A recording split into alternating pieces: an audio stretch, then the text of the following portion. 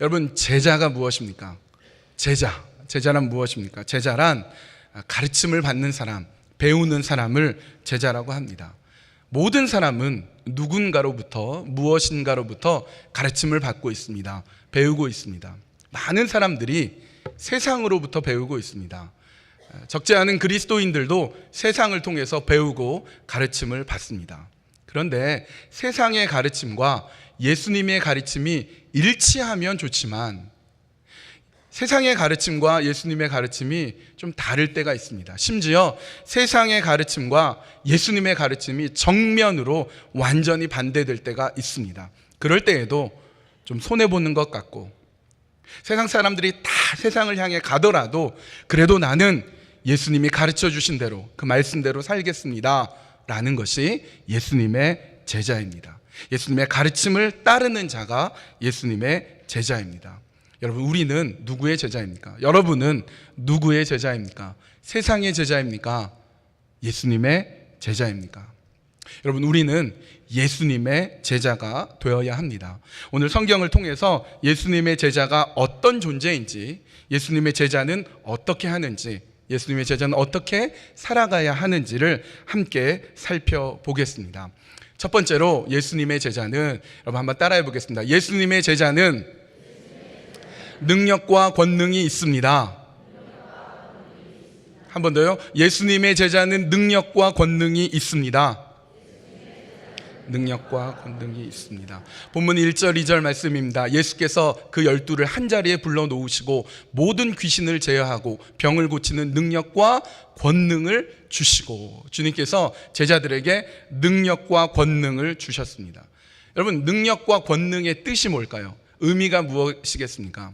여기서 성경에서 말하는 능력의 원어인 헬라어는 듀나미스라고 합니다. 듀나미스.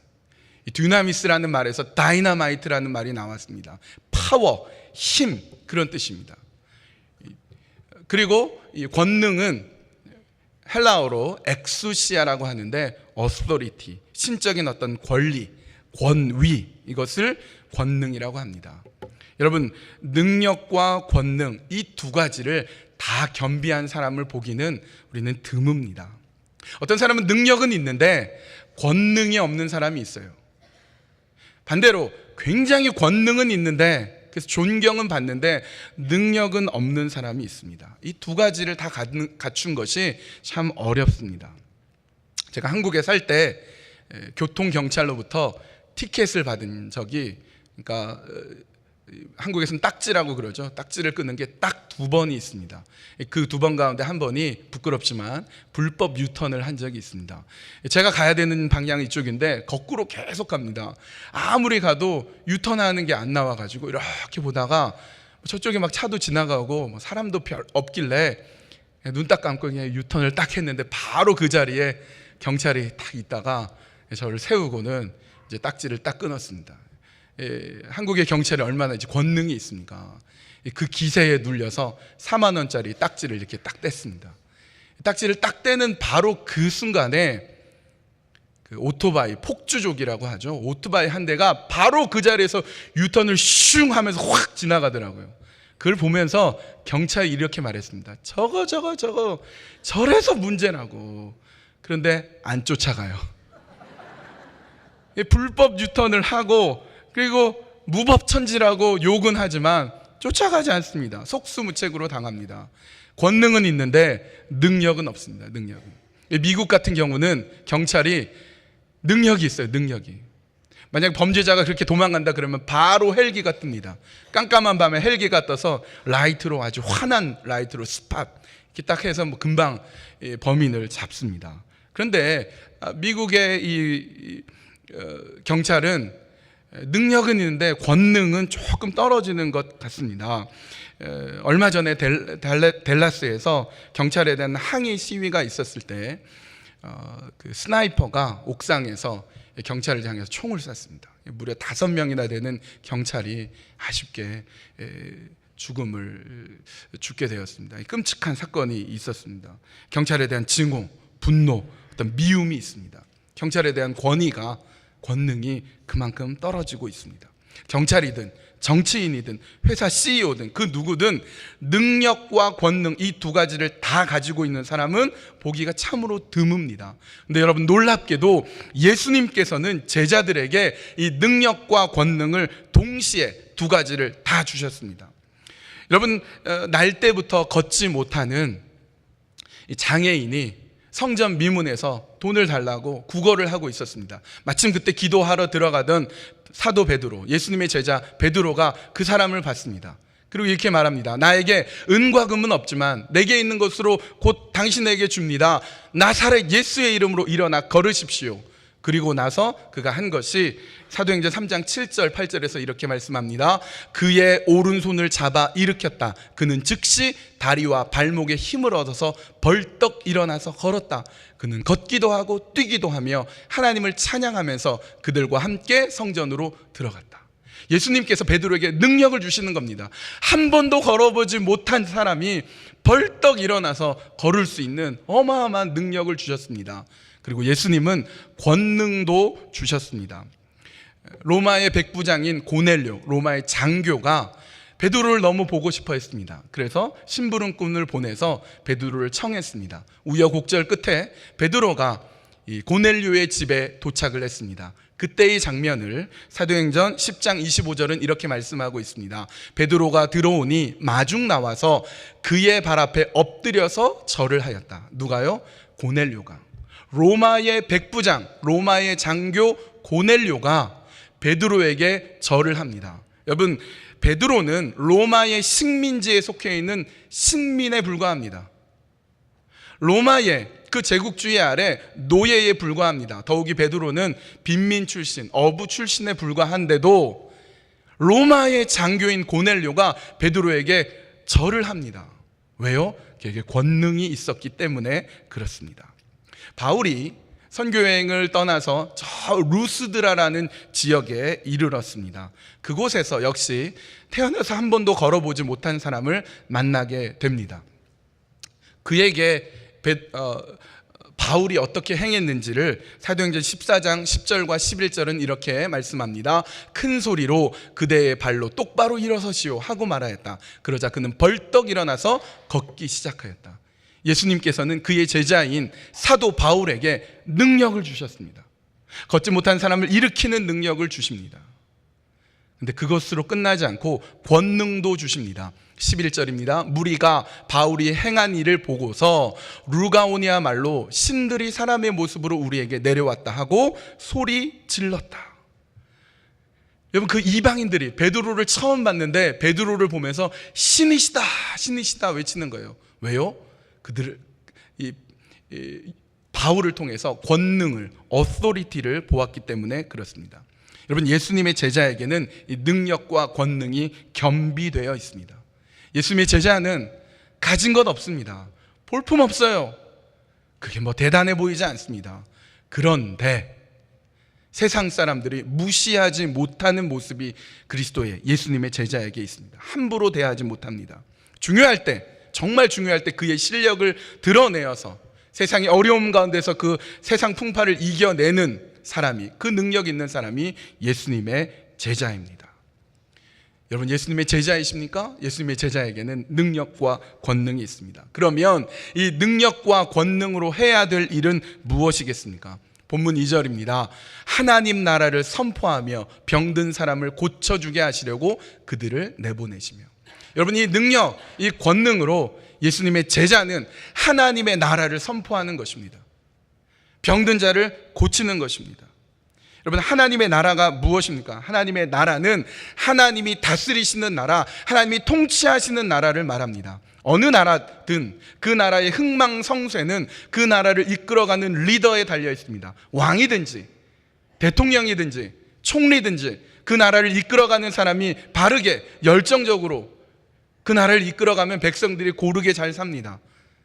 그러나 나라를 이끌어가는 대통령이, 통치자가 부패하면 그 나라의 모든 백성은 괴로움 가운데 신음할 수밖에 없습니다. 하나님의 나라는 하나님이 통치하는 나라입니다. 예수님께서 주신 능력과 권능으로 주님의 제자는 세상으로 나아가서 하나님이 다스리십니다, 하나님이 통치하십니다, 그것을 선포하러 나아가는 것입니다. 병든 자를 고친다는 것은 하나님의 나라의 한 가지 예입니다. 병이 사람을 얽매이고 사람을 괴롭히고 사람을 힘들게 할 때 그 병마를 물러가게 만드는 것, 그것이 예수님의 제자가 하는 것입니다. 여러분, 예수님의 제자이십니까? 그러면 여러분에게는 이 능력과 권능으로 하나님 나라를 선포할 권리가 있습니다. 이 말씀을 들으면 예수님, 그거는 베드로, 사도 요한, 바울에게나 해당되지.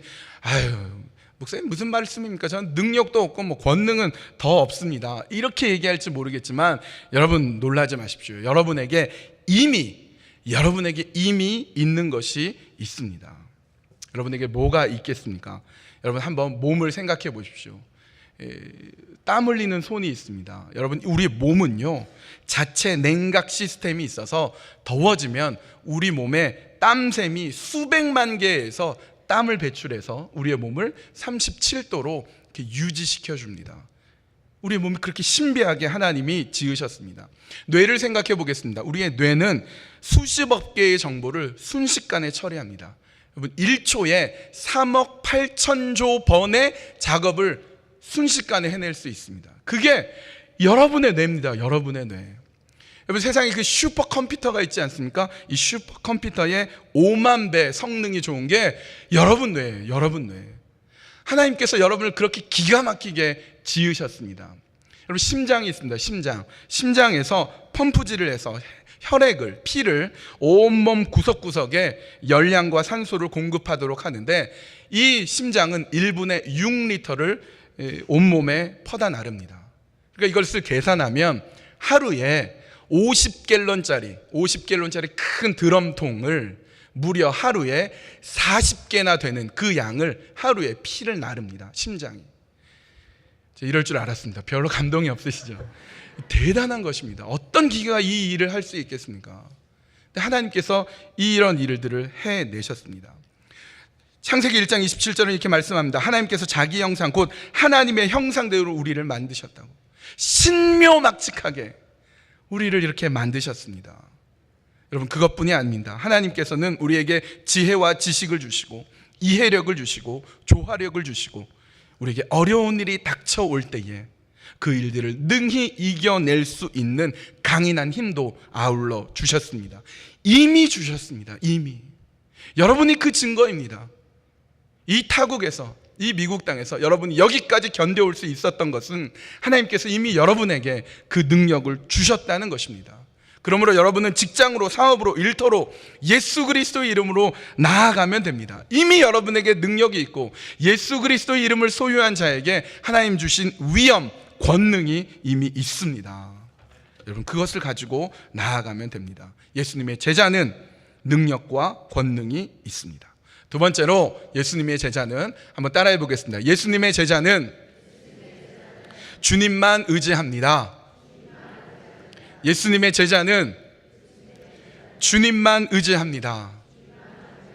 본문 3절에서 4절입니다. 그들에게 말씀하셨다. 길을 떠나는 데는 아무것도 가지고 가지 말아라. 지팡이도 자루도 빵도 은화도 가지고 가지 말고 속옷도 2벌씩은 가지고 가지 말아라. 어느 집에 들어가든지 거기에 머물다가 거기에서 떠나거라. 여러분, 예수님께서 제자들에게 능력과 권능을 겸비해서 주셨습니다. 그거 가지고 이제 세상으로 나아가면 되는데, 예수님께서 뭐라고 말씀하시냐면 아무것도 가지고 가지 말아라. 아무것도 가지고 가지 말아라. 지팡이도 자루도 빵도 은화도 가지고 가지 말고, 심지어 속옷도 갈아입을 속옷 갖고 가지 말고 그냥 입는 것 그대로 가라. 왜요? 주님만 의지하라고. 주님만 의지하라고. 여러분, 내 것이라고 생각하는 게 있으면요, 꼭 그걸 의지하게 돼요. 심지어 지팡이 하나라도 그걸 의지하게 됩니다. 주님, 그거 의지하지 말라고 말씀하십니다. 인간은요, 갖고 있는 게 많으면 의지합니다. 지식이 많습니까? 그럼 여러분 지식을 의지해요. 재산이 넉넉하게 있습니까? 하나님 안 찾아요. 재산 믿는 겁니다. 능력 있는 부모님 계십니까? 그러면 하나님께 먼저 기도하기보다 부모님 의지하는 겁니다. 똑똑한 자녀 있습니까? 그러면 은근히 믿는 구석이 자녀에게로 갑니다. 여러분, 하나님은, 주님은 그것도 의지하지 말라고 말씀합니다. 예수님의 제자는 오직 주님만 의지합니다. 그 어떤 것도 의지하지 않습니다. 근데 여러분, 생각해 보면 원래 내 것은 없습니다. 원래부터 내 것은 없습니다. 원래 다 하나님의 것입니다. 여러분, 욥이, 당대 최고의 거부였던 욥이 재산 다 잃었죠. 자식들 다 죽었죠. 건강 잃고 온몸에 욕창이 나서 기와로 팍팍 긁고 있을 때 그의 아내가 얘기했습니다. 너 하나님 저주하고 죽어라. 그때 욥이 이렇게 말합니다. 욥기 1장 21절입니다. 이렇게 말하였다. 모태에서 빈손으로 태어났으니 죽을 때에도 빈손으로 돌아갈 것입니다. 주신 분도 주님이시요 가져가신 분도 주님이시니 주님의 이름을 찬양할 뿐입니다. 다 주님 주셨는데 주님 갖고 간 게 뭐가 문제냐? 나는 그저 주님만 찬양할 뿐이다. 여러분이 갖고 계신 것 다 주님 것입니다. 여러분 것은 하나도 없습니다. 여러분, 어느 집이든 시어머니와 며느리가 갈등을 빚는 집이 많이 있습니다. 왜 시어머니와 며느리 사이에 갈등이 있습니까?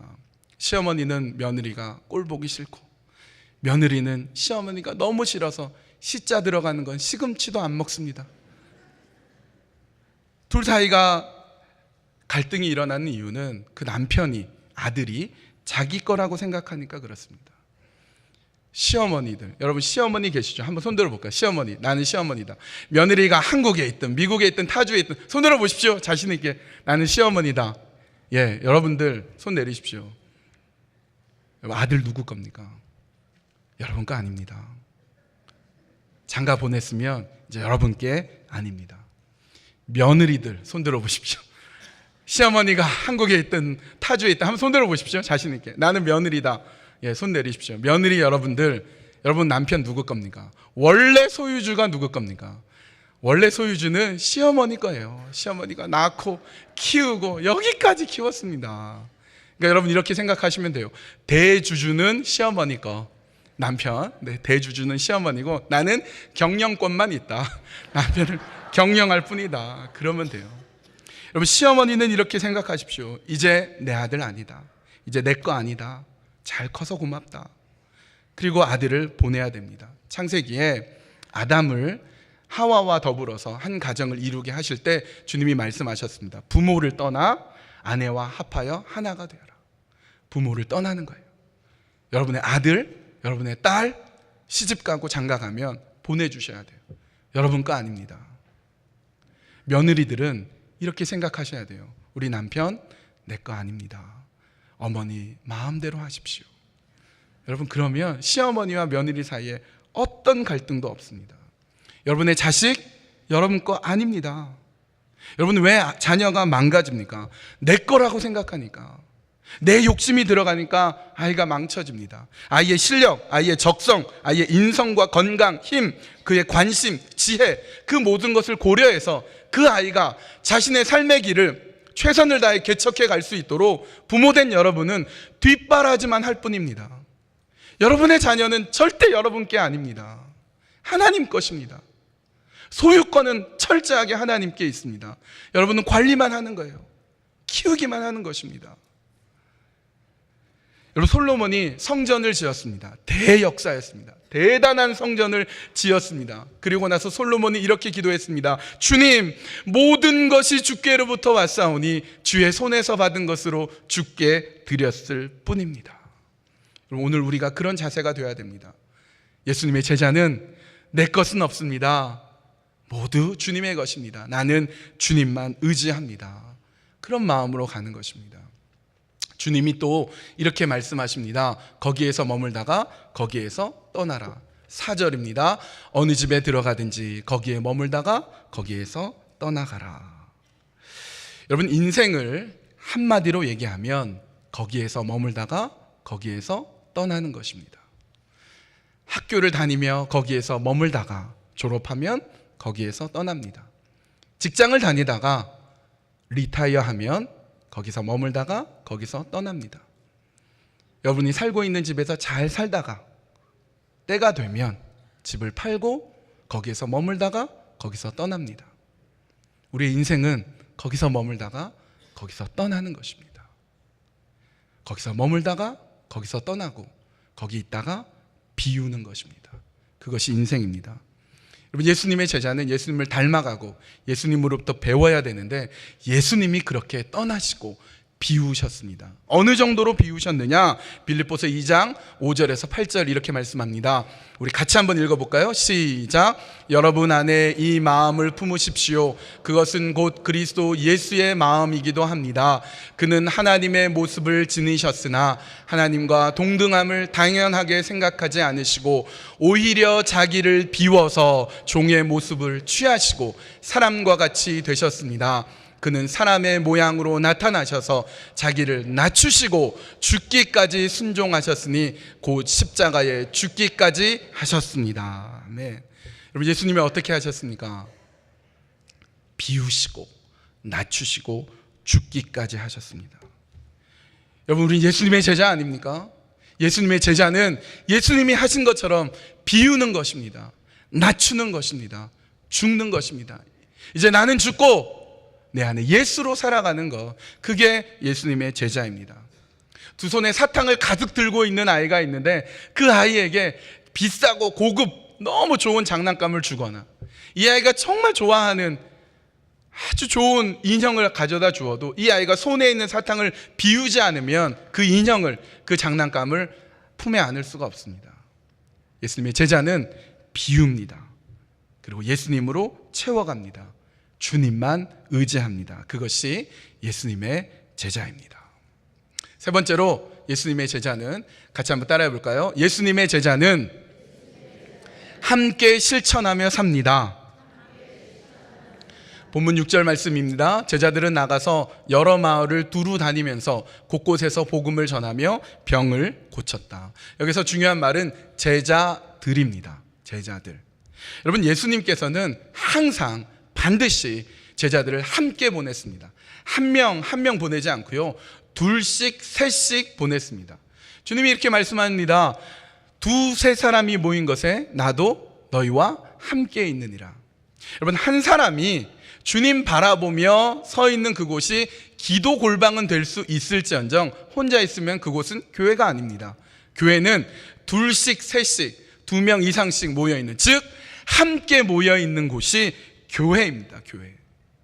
주님께서는 혼자서도 얼마든지 모든 일을 감당하실 수 있으셨지만 반드시 주님이 사역을 하실 때 제자들과 함께 하셨습니다. 십자가를 지는 그 중요한 일을 앞두고 겟셋마네에서 기도할 때 혼자 절실한 마음으로 기도하실 수 있었지만 예수님은 좀 초라하고 좀 연약한 제자이지만 꼭 그 제자들을 데리고 가셨습니다.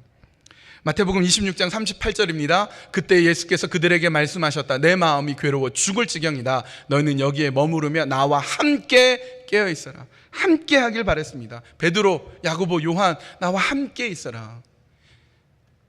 마태복음 28장 20절에 내가 세상 끝날까지 너희와 함께 있겠다. 주님이 함께 있겠다고 말씀하셨습니다. 그러므로 우리가 함께 있는 것입니다. 예수님의 제자는 함께 있고 예수님의 교회는, 주의 몸된 교회는 함께 지어져 가고 완성하는 것입니다. 그래서 여러분, 이 자세가, 이 방식이 필요합니다. 로마서 12장 15절 같이 한번 읽어볼까요? 시작. 기뻐하는 사람들과 함께 기뻐하고 우는 사람들과 함께 우십시오. 아멘. 여러분, 이게 있어야 돼요. 이게 교회는요, 이런 거 참 잘합니다. 특히 우는 사람과 함께 우는 거 잘해요. 병에 걸렸든지 수술을 앞두든지 여러 가지 환난과 풍파 가운데 있으면요, 어느새 달려가가지고 같이 울어줍니다. 같이 위로해 줍니다. 교회가 이런 거 참 잘해요. 우리 교회 참 잘합니다. 근데 교회가 잘 못하는 게 그 앞에 있는 거, 기뻐하는 사람과 함께 기뻐하는 거 잘 못합니다. 근데 이해가 가요. 이해가 갑니다. 우리 아들이 이번에 대학 떨어졌는데 친구 아들이 이번에 명문대 붙었다. 그럼 정말 기쁘다. 이게 안 돼요. 내 아들이 떨어졌는데 이게 잘 안 됩니다. 근데 기뻐해 주는 거예요. 막 깎아내리고 원래 그 명문대지만 과는 별로야 뭐 이렇게 얘기하면 안 돼요. 같이 기뻐해 주는 거예요. 같이 기뻐해 주는 거. 그래야 예수님의 제자입니다. 그래야 여러분의 차례가 되었을 때 그 친구가, 그 성도가 같이 기뻐해 주는 거예요. 같이 기뻐해 주는 거. 예수님의 제자는 함께 하는 겁니다. 함께. 본문 6절에서 중요한 세 개의 동사가 있는데요. 6절 말씀입니다. 제자들은 나가서 여러 마을을 두루 다니면서 곳곳에서 복음을 전하며 병을 고쳤다. 예수님께서 보냈어요. set out, 보냈습니다.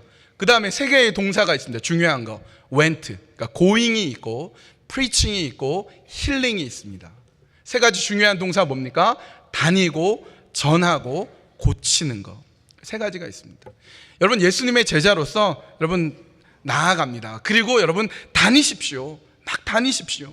여러분 직장을 다니십시오. 일터로 가십시오. 사업장으로 가십시오. LA 다운타운으로 가십시오. 여러분 출장의 기회가 있어서 저 타주로 여러분 가십시오. 중국으로, 베트남으로, 한국으로 가십시오. 남미로, 유럽으로, 아프리카로, 전 세계로 다니십시오. 그리고 그곳에서 전하십시오. 마태복음 28장 18절에서 20절입니다. 예수께서 나와 일러 가라사대 하늘과 땅의 모든 권세를 내게 주셨으니 그러므로 너희는 가서 모든 족속으로 제자를 삼아 아버지와 아들과 성령의 이름으로 세례를 주고 내가 너희에게 분부한 모든 것을 가르쳐 지키게 하라. 그렇게 나아가는 것입니다. 그렇게. 겉으로는 사장입니다. 겉으로는 사업가로 나아가지만 속은 진짜로는 예수님 제자로 가는 거예요. 예수님의 제자로서 나아가는 것입니다. 그래서 만나는, 사업하는 그 사람을 만났을 때 교회 다녀야 돼, 꼭 그런 말 안 하더라도 여러분의 모습, 여러분의 인격, 여러분의 태도, 여러분의 말, 여러분의 모양을 보고 예수 그리스도가 드러나게 됩니다. 다니십시오. 전하십시오. 고치십시오. 고통에 매여 있는 영혼을 빛으로 고치십시오. 죄악의 사슬에 매인 하나님의 백성을 복음으로 풀어주고 자유케 하고 고치십시오. 그 사명이 여러분에게 있습니다. 여러분에게. 제자된 여러분들이 세상으로 나아가서 전하고 고치는 사명이 바로 여러분에게, 우리에게 있습니다. 그런데 본문 5절을 보겠습니다. 본문 5절. 어디에서든지 사람들이 너희를 영접하지 않거든 그 고을을 떠날 때에 너희 발에 묻은 먼지를 떨어버려서 그들을 거스르는 증거물로 삼아라. 여러분이 나아갔습니다. 주님의 제자로서 나아갔는데 그 사람들이 은혜 받고 할렐루야 아멘 그러면 얼마나 좋겠습니까? 환영해 주면 얼마나 좋겠습니까? 영접하지 않는 경우가 있어요. 오히려 박해하고 조롱하고 탄압하고 비웃을 때가 있습니다. 그럴 때 어떻게 하라고요? 발에 묻은 먼지를 떨어버리라는 겁니다. 여러분, 이 발에 묻은 먼지를 떨어버리라는 것의 의미는 무엇입니까? 원래의 의미는 유대인들이 이방인에 들어갔다가 이방인들이 영접하지 않으면 그 마을에서 나가면서 먼지를 떨어버림으로써 먼지까지도 부정하다는 것을 드러내라, 그런 의미입니다. 그러나 이것을 예수님의 정신으로 우리가 다시 한번 해석하면 먼지 한 톨의 아쉬움도, 먼지 한 톨의 미련도 털어버리는 것입니다. 여러분, 그리스도인으로 살아가면서 억울하고 화나는 일 얼마나 많습니까? 내가 잘못한 게 아닌데 분하고 답답한 일 얼마나 많습니까? 주님께서 우리에게 능력과 권능을 주셨기 때문에 나를 괴롭히는 그 원수들 하늘에서부터 불이 내려와 불살라 버릴 수 있습니다. 그러나 주님은 그것을 바라지 않습니다. 무엇을 바랍니까? 털어버리는 것을 바랍니다. 나의 실수도, 나의 어려움도, 나의 억울함도 털어버리는 것입니다. 여러분, 동양에는 용이 있습니다. 용, 전설에 의하면 용이 있어요. 일본에도 용이 있고 중국에도 용이 있고 한국에도 용이 있는데 특히 중국에 있는 용은 이제 여유주를 물고 막 하늘을 날아다니는데 굉장히 인간하고 친근합니다. 특히 어린아이가 그 용을 타고 막 놀아도 막 같이 놀아줄 정도로 친근한 게 이제 용입니다. 용. 실제가 아니라 전설 속에서 그렇게 회자되고 있습니다. 근데 그 용이 비늘이 쭉 있는데 그 중에 비늘 하나가 이제 거꾸로 되어 있는 게 있어요. 거꾸로 되어 있는 거. 그것을 어린아이든지 누구든지 잘못해서 툭 건들면 그렇게 온순하고 친하던 용이 갑자기 불을 뿜으면서 화를 내면서 확 잡아삼키고 그럽니다. 그게 뭐냐면 역린, 비늘이 거꾸로 됐다 해서 역린이라고 합니다. 이 말은 한비자의 세남편에 나오는 것으로서 군주를 대할 때 임금에 영린이 있는데 영린을 건들지 말아야 일이 성사된다라는 고사에서 나온 것입니다. 근데 여러분, 임금에게만, 왕에게만 영린이 있는 게 아니라 우리한테도 있어요. 우리한테도. 남편 얘기하고 직장 얘기하고 그러면 얼마든지 잘 얘기하다가 자식 얘기하면 콱 넘어지는 사람이 있어요. 영린이, 영린. 자식 얘기해도 괜찮아요. 뭐 직장 다닌 얘기하고 뭐 드라마 얘기 다 괜찮은데 남편 얘기하면 콱 무너진 사람이 있어요. 영린이에요, 영린. 우리 그걸 모르니까, 같이 성도인데 함께 된 교인인데 잘 모르고 그 영린을 팍 건드려 버려요. 그러면 이제 교회 안 나가야지. 하나님도 나를 버리셨어. 상처를 받게 됩니다. 그러나 여러분, 그것도 털어버리셔야 됩니다. 그것도 털어버리는 거예요. 나의 눈물과 아픔, 내 약점과 내 영린, 그 고통스러운 관계, 그 아픈 그 모든 것까지도 하나님 앞에 먼지 한 톨도 털어버리는 겁니다. 그리고 제자로서 담대하게 서 있는 것, 그것이 주님이 원하시는 것입니다. 로마서 12장 19절 이렇게 말씀합니다. 사랑하는 여러분, 여러분은 스스로 원수를 갚지 말고 그 일은 하나님의 진노하심에 맡기십시오. 성경에도 기록하기를 원수 갚는 것은 내가 할 일이니 내가 갚겠다고 주님께서 말씀하신다 하였습니다. 제가 예전에 청년부 수련회를 하면서 이 비슷한 얘기를 하면서 제가 그랬어요. 원수가 보이거든 웃어라, 웃어라. 너를 괴롭히고 힘든 사람이 있으면 웃어라. 그게 너가 승리하는 거다. 수련회 다음 날부터 청년들이 저만 보면 웃으면서 막 웃는 거예요. 여러분, 웃으셔야 돼요. 원수 앞에서 웃어야 됩니다. 그래야 승리합니다. 그래야 제자입니다. 그래야 하나님이 얼마나 크신지, 하나님이 여러분의 인생을 어떻게 책임지시며 여러분의 삶을 통해서 어떻게 하나님이 역사하시는지를 드러내는 예수님의 제자가 될 수 있습니다. 이제 말씀을 마칩니다. 예수님의 제자는 어떤 사람입니까? 예수님의 제자에게는 능력과 권능이 있습니다. 예수님의 제자는 주님만 의지합니다. 예수님의 제자는 함께 실천하며 삽니다. 여러분, 교회가 생긴 이후 2000년의 역사가 흘러오면서 예수님은 예수님의 제자를 통해서 역사를 책임져 왔습니다. 지금까지 책임져 왔고 앞으로도 책임지실 것입니다. 그 제자들이 제자를 키우고 그 제자가 또 제자를 키우면서 교회는 예수님의 말씀대로 서갔습니다. 그러자 교회는 부흥했습니다.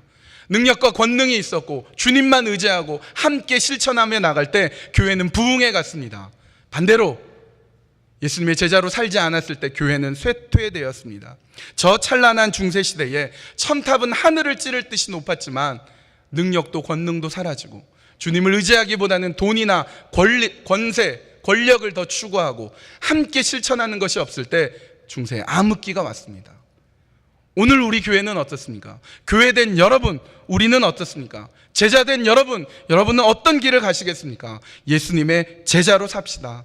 예수님의 제자가 됩시다. 예수님의 제자로서 세상을 바꿉시다. 할렐루야. 이 시간에 함께 기도하기 원합니다.